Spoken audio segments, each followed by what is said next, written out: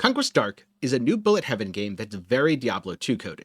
You're just living your best life in a magical post-apocalypse by wielding powerful artifacts and turning enemies into piles of loot. Or maybe you're dying trying. But living in the shadow of a dark planet isn't all fun and games, and sometimes the enemies do fight back. In fact, they fight back so hard they can kill you multiple times over in a single hit. But luckily you've got 10 lives, so this doesn't mean your run's immediately over. But now you'll have to deal some nasty bleed and you might look a little skeleton-y for the remainder of the run, so maybe play carefully and avoid getting hit. And so after playing for a bit over 40 hours, I can safely say this is one of the most challenging bullet heaven games I've played, and I still go into runs without knowing if I'll win or lose.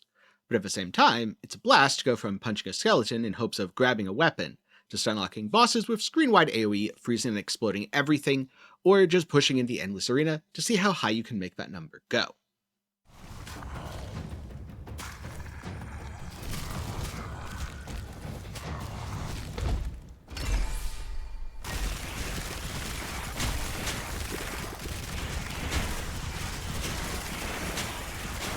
Now, there are a few different game modes in Conquest Dark. The first one, and the one you're going to spend most time in, is normal rituals, where at the top a timer counts down, you fight waves of enemies, and every so often there's a boss where the timer pauses. You begin by picking your class, background, and weapon. These choices determine your active skills, passive skills, and basically what you have available in the run. Your basic attack, for example, is determined by your weapon. And your power ability requires energy. Your passive ability, well, you need to power it by doing push-ups in real life. Just kidding. It deals passive damage and sometimes triggers different effects. There's also a movement ability, which of course is for putting yourself into a more target-rich environment after killing everything in your local vicinity. You start off pretty weak, but as you accumulate more skills, and especially as you unlock equipment upgrading, you will soon become a whirling ball of death and pixels. And much like you, enemies have their own humble beginnings. You know, zombies, skeletons, they kind of just walk forward without really being a threat. But later on, I found the ranged enemies to be particularly challenging, because entire waves of them spawn, and you go from just a chill zombie farming session, to suddenly being in a shooting gallery where you're the target. Don't roleplay as the target. And be warned, enemies get faster over time, so even those skeletons, instead of crawling towards you slowly, they're going to get scary fast, and you won't be able to outrun them forever unless you're paying attention to your movement speed. And then you got the bosses, each of which have their own mechanics, and you need to play around those mechanics by standing close, avoiding projectiles, standing far, avoiding circles. There's lots of different things, and there's a nice variety to the encounters. Once you get to some of the endgame activities, bosses are spawned in randomly, so you never know quite what to expect. And so, with the basics out of the way, I progressed across the map. I actually did it the dumb and stubborn way by not using any upgrades. I don't recommend doing that. I wanted to see how far I could get. Basically, I got to the last two missions, then I hit a hard wall. But I guess it was fun while it lasted. And as you go, you are constantly unlocking new things, new classes, new weapons, new backgrounds, and even features like higher rarity armor, some of which completely redefine how you play. But even after you complete everything, there's more content. You can use the obelisks to empower rituals, making enemies much more dangerous. That's why, as I said, I will very often fail missions, but also making them drop more loot, which you can then use to unlock the progression for different abilities. So this is a gameplay loop where you're grinding your metaprogression to unlock more metaprogression, to grind further, to then go in the endless arena and prove that you are more of a gamer than everyone else by making your number bigger. And so now let's talk about upgrading in a little bit more detail. So first up, the altars. These give you passive bonuses. As you can see, it costs 32 of these red crystals, and now slightly more bonus health. Then there's the obelisks. This is an endgame mechanic. It makes enemies much more dangerous, but you get lots more rewards. Then you need either the moon or sun empowered things.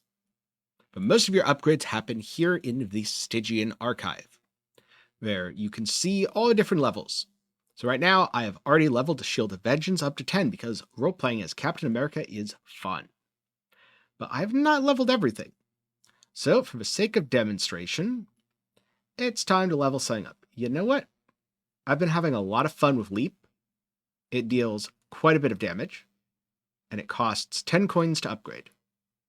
At upgrade level 5, it costs gold coins, and you gain a rune slot.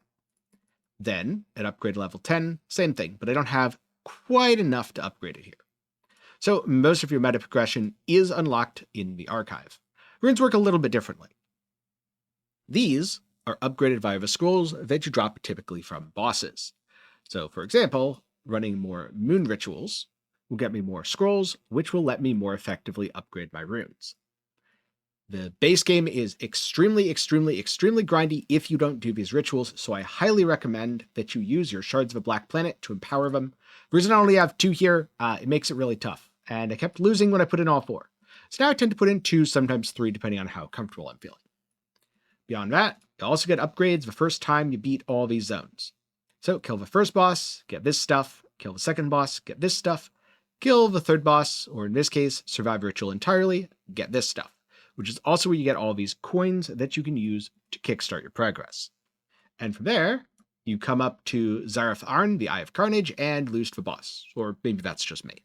So that's how you unlock your upgrades, either by grinding or in the Stygian Archive. And I have to say, I'm not fully a fan of the way the meta progression works in this game.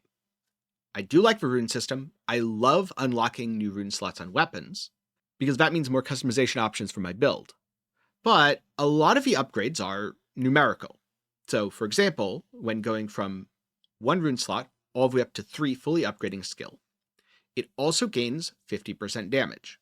And I always prefer meta progression in games that leaves something interesting for the player to do with Buildcraft, that gives you more options, exactly like runes do, which again is why I'm a big fan of it. And both fortunately and unfortunately, the game's difficulty is high enough that you do need those numerical stat increases. Now, in the early game, this isn't too much of a factor because you get so many resources early on that you can easily upgrade the weapons and skills that you enjoy. But since runes are the most interesting part, let's talk about them in a little bit more detail. So, your weapons have sockets, and they can have up to 3 when maxed. You then place different runes with all sorts of crazy effects in these sockets.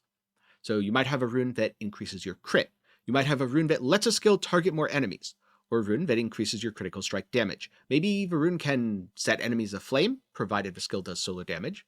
But what if your skill doesn't do solar damage? Oh, that's fine, you can use another rune to convert it over to solar damage. The Buildcraft potential here is really cool, and given all the D2 references, I think it's only a matter of time before we start seeing rune words, where combining 2 or 3 runes triggers a unique effect like, I don't know, maybe making your whirlwind move independently of your character. Or maybe it's in the game and just I haven't cracked the code by combining the exact correct runes. But now seems like a good time to move on to Buildcraft as more of a general topic. Because there's more room for Buildcraft here than in other bullet-heaven games I've played. Not only do you get your regular complement of abilities, but once you unlock the highest rarity of items, you can also stack a bunch of passive effects. So it feels like each class has one good build, and you can use items to take that good build and turn it into a broken build. And even 40 hours in, I haven't tried everything there is yet, but it does feel to me like some classes are stronger than others. So here are my thoughts on each class and some of my favorite builds. First up, if you're playing Barbarian, then you need to spin to win, and by that I mean a Whirlwind Shout Barb. Shout provides healing, huge AoE damage, and it charges up surprisingly quickly if you have high attack speed. Especially if you gain attack speed per life lost and, just let enemies smack you a couple times. It's fine. Yeah, it'll hurt. You'll die. But you know what? People survive death. It's fine. And so I specialized my Whirlwind to stun enemies because it hits really fast. And then I stacked a bunch of passive effects that gave me an icy AoE. So now most foes were frozen while stunned and couldn't touch me. So far, Barb has felt like the strongest class to me, especially if you start with a ranged weapon for more consistent energy generation, and after blasting to wave 40 in the arena, Barb has rapidly become my favorite class. But on the other hand, Hunter is made for ranged combat. You can fire powerful piercing rounds that absolutely tear through enemies or volleys of arrows as you strafe across your foes, which makes Hunter a great choice for ranged builds, and a great choice for some of your first builds, because it is very easy to play. Just pick the arrows and get blasting. You can also play trap builds, and I've experimented with this several times, and so far I haven't found much success. Even so, I keep coming back to Hunter because it's a nice comfy pick, regardless of whether you're doing your first run or your 30th. Next up we have the dagger-wielding Thief, who releases a flurry of knives while evading enemies. You might be going, oh, sounds squishy. No. Thief is one of the tankiest classes, due to the ability to dodge, which completely negates an enemy attack, and then use movement skills to recharge that dodge. Just look out because some enemy skills cannot be dodged, and those hurt. You do not want to find that out on the Thief the wrong way. I also found that most of the Thief's skills were medium range and had a good bit of AoE, making it a quite easy to play class. Then there's the Oathkeeper, which is flashy, it's a paladin archetype, it's my second favorite class, and I suspect it's going to be a fan favorite along with the Barb. Whether you're purging the undead with holy fire, sending flaming beams to ignite foes, or roleplaying as Captain America to shatter them with your shield, this one's a blast. Oathkeeper is also responsible for a lot of my early game successes, getting me past the tougher missions, because all the burn synergies and innate healing really ramp the damage up fast. And last and least is the Acolyte of Ku, the spellcaster archetype.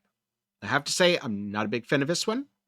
I did recently make a pretty cool freeze explode build that was a lot of fun, kind of wiped out large groups of enemies instantaneously, but on the whole, I have struggled to put builds together on this character in comparison to the others, which leads to this unfortunate loop of, because I struggle to put builds together, I invest less into the skills, so they are weaker, so I spend less effort on the skills, so they remain weaker, and I just play other things.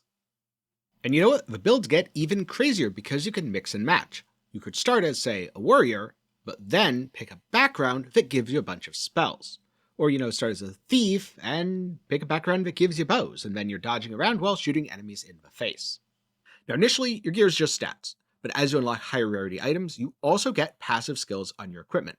So what I normally do is leave one rune slot open on one of my skills. I don't care much about which one it is, just something I'm not using too much, like, say, a movement skill. Or at the very least, I don't need to do damage. And then whenever I'm offered a rune to fill that slot, I will pass on it to get a reroll, and use those rerolls to upgrade my items to max rarity. Because after all, the only thing better than one whirlwind is two whirlwind, and the only thing better than two whirlwind is two whirlwind and a freezy aura. This also adds a lot of power to your build, letting you deal more damage and deal with more challenging encounters. But so far, I kind of feel like I've only scratched the surface in terms of Buildcraft because I've only maxed out a few of the game's skills, and there's so much more you get once you unlock the third rune for each skill. And like I said earlier in the review, it is through the rune system that this game's customization in Buildcraft does really shine. Now, I have had a lot of fun with Conquest Dark, but especially after entering the endgame, it does feel like there's a little bit of something missing. For a while, I couldn't put my finger on it. Was it that the Spirit Caravan's the only event and there need to be more? Was it that the boss isn't quite ready and I was looking for that challenge? And then I realized no. What it's missing is legendary items, because in both Death Must Die and Brotato, I love getting those OP legendary weapons with completely new build redefining effects, like maybe a sword that drops meteors on enemies. Or what about dropping Fury Thunder, the unblessed blade of the Breeze Fleer, that turns my character into Thor? It would be really awesome to see something like this in the game long term, and it does feel like there's that little bit of extra cool randomness missing from the endgame encounters. But even if it never happens, honestly the game's pretty darn good as is. And so if that's it, what's the verdict? Conquest Dark is absolutely a solid entry into the bullet heaven genre, and I recommend it especially if you're a fan of Diablo 2. In comparison to many other similar games, I found that Conquest Dark has more of a focus on Buildcraft, upgrading gear to stack passives on passives to become a whirling ball of death. When I end a run, I don't quite have the same one more game feeling as I do with Brotato. But a couple hours later I find myself going, wait a minute, what if I tried this skill combination? Or can I get 5 whirlwinds on my items? And then I come back, and then I play another run, and then I lose and I go, god damn it, I need to get better at this game. And so if any of that sounds like a good time to you, check out Conquest Dark, and please tell me your overpowered Acolyte of Ku builds, because I'm still trying to make it work, and it's still not working. So that's it for my thoughts on Conquest Dark. If you haven't played the game yet, let me know down below. Does it look like it's up your alley? And if you have played it, maybe check out my video on I Am Legion Stand Survivors, another game in the bullet heaven genre that you may and may not have played. That'll be linked up in the card and down below. Now, I'm going to get going. Probably going to go play some Conquest Dark, as I need to go make a paladin build.